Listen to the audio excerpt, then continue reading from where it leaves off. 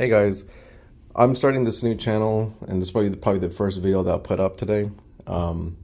Basically, this video talks about troubleshooting. Most people probably do post it, but they don't really explain it how it's gonna be. They make it seem like it's some type of mystery how to fix computers. It's pretty straightforward, honestly. On the amount of times I've been working on PCs, it's relatively straight. So, this case with this client, he's having a postcode that comes up that shows a CPU light, and I could demonstrate right here so you can see it. And when it comes up, slight pause. When it comes up, you'll see it post, and it fluctuates between CPU and RAM. And realistically, the CPU light comes more than the RAM light. But we'll test those parts. I will say ahead of time, off of this video, I did test that graphics card. We ran 3D Mark. It passed the stress test, so I had no issues. I didn't see no artifacts. I didn't see no abnormal, I guess you say, graphical features. Everything ran smooth like it's intended. Now, as for the last bit of stuff like his storage, where he keeps his drive, obviously his OS and all the stuff, we'll see if it's still alive, which maybe, you never know. His RAM that he has left, and that's in that PC, we'll see whether or not that will work once I install it into the PC. What I'll do is I'll set everything up with the components that they have brought, which they brought us well, from Micro Center, because they're the goats. An Asus Z790 gaming Wi-Fi 7 motherboard, and a i9 12th gen 12900K with 16 gigs of DDR5 memory running at 6,000 megahertz. So you may ask, why didn't you go for the Ultra series or the 13th, 14th? Honestly, this guy was kind of pinching pennies, so I told him right now they have a deal for the price he's getting it for, and assuming that memory works in there, he's killing basically two birds with one stone. So that being said, I'm gonna kill this PC because it's really not, it's doing nothing really. It's just brain dead. And what I'll do in a few minutes is I'm gonna go ahead and start tearing this down. It's gonna be off video because I'll eventually get better where I can record things while I'm building it. But what you got to know is that your main components are going to get swapped into there. I'm going to reuse that cooler because it works, and that's pretty much it. Other than that, we'll just cable manage, and we'll go from there. Yeah, so we'll do that right now.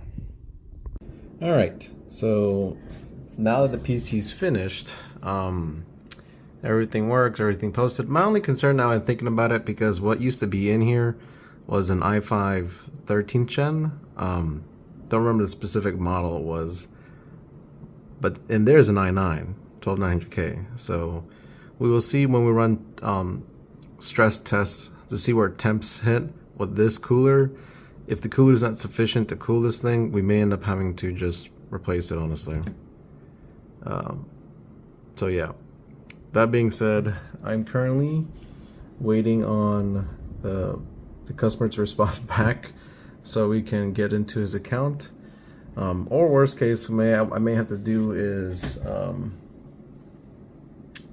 may have to bring my drive, put it in there into the system, run a out-of-body OS, and then stress test outside of the OS and do it that way. But we'll see if he responds soon. So, well, good piece of news so far that it's running. The only thing I gotta make sure is that those DIMMs right there of DDR5 memory, not the first two but the back two, if they're good, then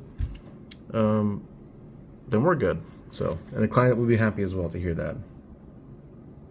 All right, so after running a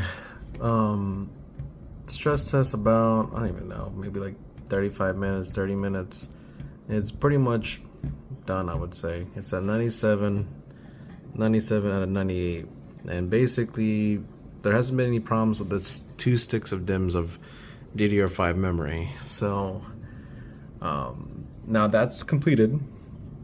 The next step after this will be stress testing the processor, verifying that the cooler, it is that can basically handle it. So we'll see in a second when that is completed. Okay, so now we made it to the grand finale. Now the last part, after the boring part, stress testing the processor to verify that the cooler can cool this thing, and obviously it's not going to be overheating. So a couple thing is, we got hardware monitor up here, and we have Cinebench. Once we get started, it's just a matter of time when we see those temps increase, which, Lord have mercy, 96. That's pretty high. Well, at 100, yeah, I'm probably gonna stop this. Yeah, I think we're done. All right, well, I guess we got our answer. That cooler cannot cool that thing, so he needs to end up buying another cooler, probably like a Peerless Assassin.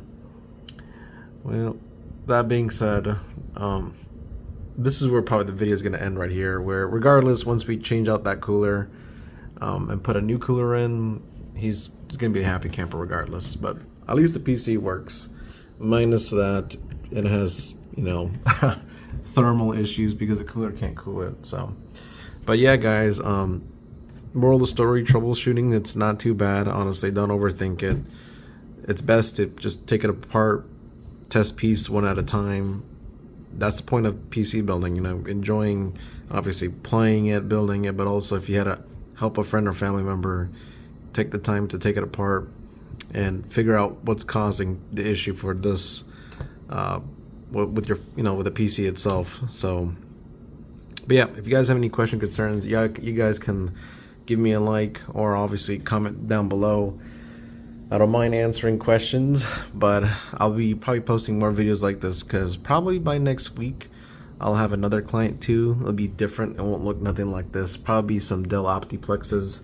So yeah, I'll see you guys the next time.